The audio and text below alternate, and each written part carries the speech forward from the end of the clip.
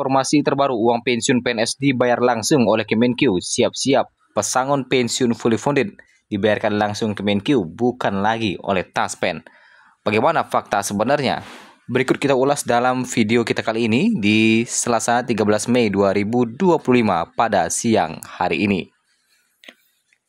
Bapak Ibu, sebagaimana yang kita ketahui bersama bahwa uang pensiun PNS akan langsung dibayarkan oleh Taspen nantinya. Biasanya dan ke depan, Kementerian Keuangan bakal membayar langsung uang pensiun PNS, tak lagi melalui PT Taspen dan Asabri. Ke depan, kami berencana untuk melakukan pembayaran uang pensiun tetap melalui mitra, tapi yang melakukan pembayaran instead of dari Taspen, ini yang melakukan dari kami, ujar Direktur Jenderal Perbendaharaan Kemenkeu, Astera Primanto Bakti, dalam rapat dengar pendapat RDP dengan Komisi 11 DPR RI di Jakarta Pusat. Astera menekankan, Direktorat Jenderal Perbendaharaan Kemenkeu akan membayarkan uang pensiunan tersebut melalui dengan mitra.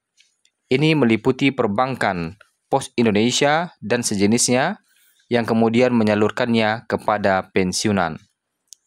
Perubahan pembayaran uang pensiun itu dilakukan karena DJPB merasa ada banyak kesamaan fungsi dengan Taspen dan Asabri. Pelaporan data dari Taspen dan Asabri kepada pemerintah nantinya tidak lagi melainkan langsung mirroring data dengan kedua BUMN itu. Astera menegaskan kedua perusahaan plat merah itu tetap bekerja normal, hanya saja fungsi pembayarannya diambil alih DJPB Kementerian Keuangan. Jadi, sisi data dan verifikasi ini masih akan terus dilakukan Taspen, termasuk layanannya. Kemudian, pembayaran ini kami yang melakukan. Jadi, kami bayar lewat mitra. Mitranya membayar kepada yang tadi disampaikan. Itu adalah tahapan awal. Tentunya ini juga nanti akan subject to evaluasi. Dalam artian, kita terus akan melihat hal-hal yang dapat kita perbaiki dari segi layanan lebih baik buat pensiunan.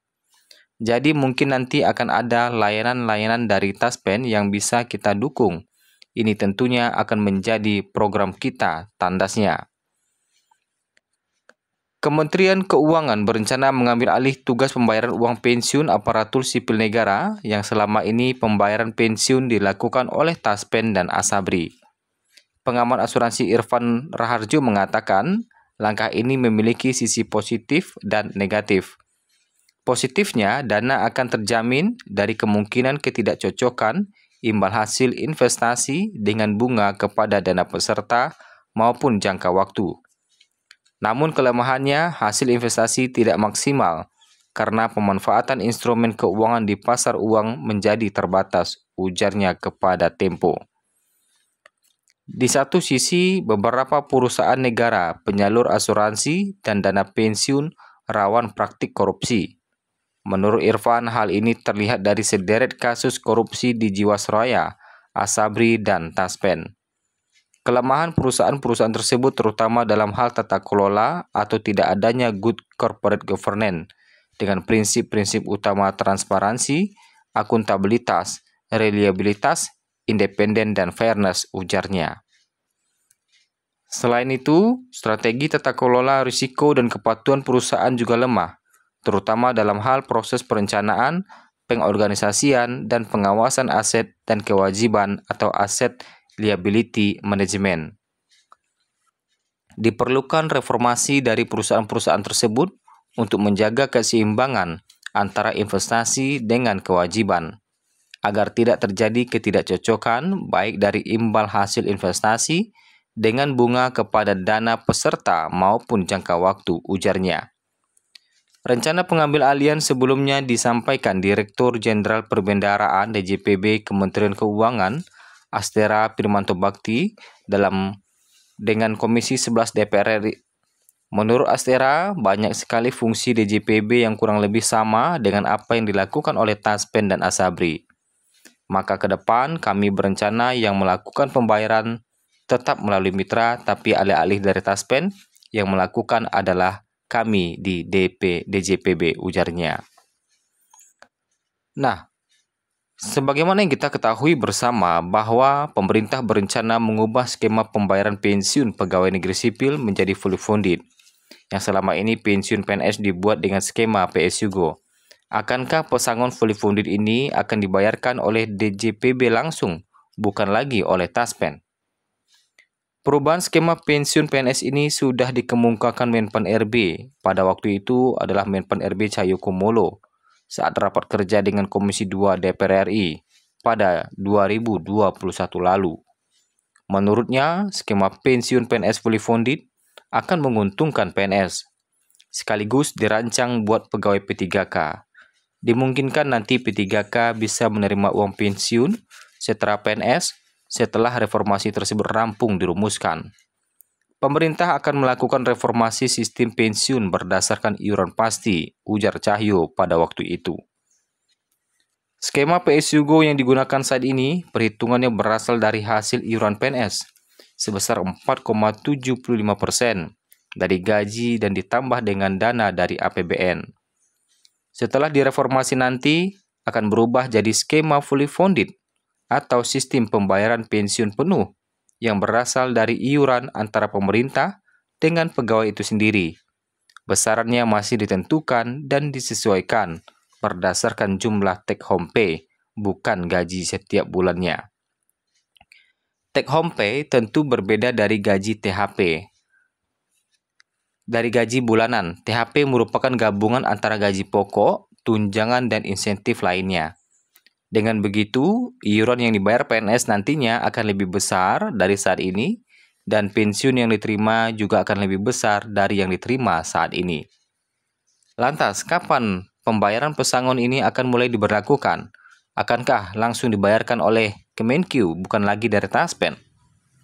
Reformasi skema pensiunan PNS ini sebelumnya sudah pernah dibocorkan oleh Kepala BKN, Bima Haria Wibisana, dalam sebuah konferensi pers secara virtual. Saat ini sistem pensiun masih menggunakan sistem PSUGO, di mana sistem ini membayar iuran yang sangat kecil, kemudian mendapatkan tunjangan hari tua yang dibayarkan sekaligus, dan juga mendapatkan uang pensiunan bulanan yang jumlahnya tidak memadai, ujar Kepala BKN Bima Haria Wibisana dalam konferensi pers secara virtual. Alasan perombakan skema pensiunan dan jaminan hari tua bagi PNS adalah untuk mengurangi beban yang dikeluarkan APBN. Sebab selama ini uang pensiun PNS lebih banyak dibayarkan oleh APBN, sedangkan PNS itu sendiri hanya membayar sedikit sekali setiap bulannya. Namun, dengan skema yang baru, diharapkan beban APBN tidak akan seberat sebelumnya. Skema pensiun fully funded juga pernah diutarakan oleh mantan Menpan RB Asman Abnur. Saat itu, Asman menyontohkan Korea Selatan yang sudah lebih dulu menerapkan skema ini. Menurutnya, Korsel menerapkan dana pensiun yang diambil 20% dari gaji pokok. Namun sumbernya dibagi menjadi 10% dari pemberi kerja dan 10% dibayar oleh PNS-nya. Skema ini dianggap lebih baik dalam memberikan dana pensiun. Sebagai contoh, uang pensiun yang diterima PNS Korea Selatan mencapai $4.000 per bulan, sementara uang pensiunan yang diterima per bulan $350 per bulan. Dengan skema fully funded ini bukan tidak mungkin pensiunan yang diterima PNS lebih besar.